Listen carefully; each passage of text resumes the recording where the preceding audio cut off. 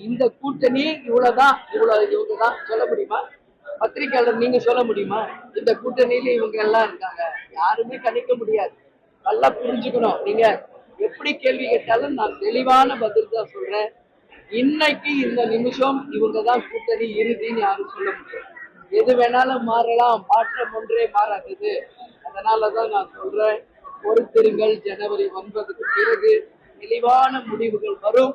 அன்றைக்கு தேமுதிகவின் நிலையை நாங்கள் சொல்றோம். தமிழகத்தை பொறுத்த வரைக்கும் அதிமுக திமுக பிரதான கட்சி, அந்த கட்சியின் கூட்டணி தேமுதிக இந்த ரெண்டு கட்சிகளுடைய கூட்டணியில இருக்குமா இல்ல வேற ஏதாவது கூட்டணி வாய்ப்புகள் இருக்கா? மொத்த டவுட்டையும் நீங்க கேட்டுருவீங்க போல. கொஞ்சம் வெயிட் பண்ணுங்க, ஜனவரி 9 வரைக்கும் சொல்றேன். உங்களோட டவுட் மொத்தத்தையும் என்கிட்ட கேக்குறீங்க. நீங்க இன்னும் 10 வாட்டி கேட்டாலும் என்னுடைய பதில் ஜனவரி 9 மாநாடு. அதே மாதிரி இங்க நடக்கின்ற பாலியல் வன்கொடுமை நிச்சயம் கண்டிக்கத்தக்கது.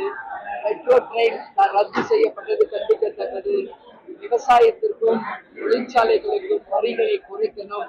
மீண்டும் கோவை மாநகராட்சி சுத்தத்திலும் சுகாதாரத்திலும் நம்பர் 1 இடத்துக்கு வரணும். இதுதான் தேமுதிகவினுடைய ஒரே கோரிக்கை.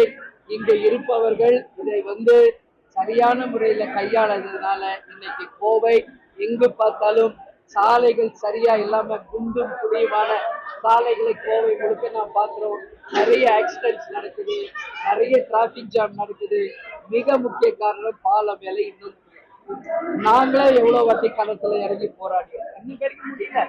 பத்திரிகை நண்பர்கள் உங்களுக்கு தெரியும், 2 வீலர்ல நீங்க எல்லாம் டெய்லி போறீங்க. அரசாங்கத்துக்கு மக்கள் ஓட்டு போட்டு ஆட்சியில் அமர்த்திருக்காங்க. ஆனா பத்திரிகையாளர்கள் நீங்க கூட மக்களை பற்றியோ நாட்டை பற்றியோ ஒரு கேள்வி கேட்க மாட்டேங்க. எப்ப பாரு கூட்டணி, எப்ப பாரு யாரோட இப்படிதான் பேசுறீங்க. நீங்களே முதல்ல மாறணும். மாறினாதான் இங்க ஒவ்வொருத்தரா மாற முடியும். 4 பில்லர்ஸ் தமிழ்நாட்டுல 4 லைன்ஸ் இருக்காங்கன்னா அதுல மிக முக்கியமான ஒரு லயன் பத்திரிகையாளர். நீங்க மக்கள் பிரச்சனையை தலைவர்கள் வரும்பொழுது எழுப்பும் போது எங்க எந்த பிரச்சனையும் நீங்க கேள்வி கேட்க ஆரம்பிச்சாதான் இங்க எல்லாத்துக்கும் மாற்றம் வரும். அந்த வகையில் கோவை எல்லா விதத்திலும் சிறப்பாக இருக்கணும்ன்றதான் கடைசி அரசியல் அதிமுக கூட்டணியில ஏற்கனவே இருந்தீங்க. இப்போ அதிமுக எதிர்கட்சியா அதனுடைய செயல்பாடுகள் எப்படி இருக்கு? தேமுதிக அதிமுக இடையிலான உறவு எப்படி இருக்கு? எதிர்கட்சியா நான் ஆளுங்கட்சியை பத்தி கேட்காம எதிர்கட்சி பத்தி கேட்கறீங்க. நீங்க எந்த பத்திரிக்கை? ஆளுங்கட்சி மேலேயே இன்னும் 1000 பிரச்சனை இருக்கு. கொடுத்த வாக்குறுதியை நிறைவேற்றவில்லை அப்படின்றத மக்கள் கருத்துங்க. நீங்க கோவையில மட்டும் உட்கார்ந்து இருக்கீங்க, நான் தமிழ்நாடு முழுக்க போயிட்டு இருக்கேன். மக்கள் கருத்து என்னன்னா, கொடுத்த வாக்குறுதிகளை இன்னும் 50% ஆட்சியாளர்களை முடிக்கல. அப்படி இருக்கிற எதிர்கட்சியை பத்தி இருக்கீங்க.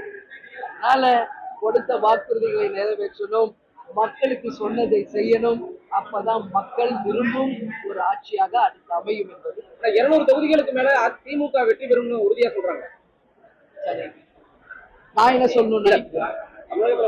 ஆளுங்கட்சி மேல நிறைய அதிருப்தி இருக்குன்னு சொல்றீங்க. சொல்லவா? தேமுதிக அங்கம் வகிக்கும் கூட்டணி மகத்தான வெற்றி பெறும். புரியுதா?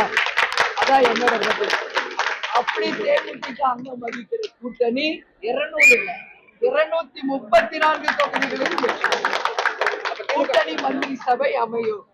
ஒரு மாற்றமான ஒரு அரசியலாக தேர்தலாக 2026 இருக்கும் என்பதுதான் நாங்க சொல்றது. அதனால நீங்க புரிந்து கொள்ள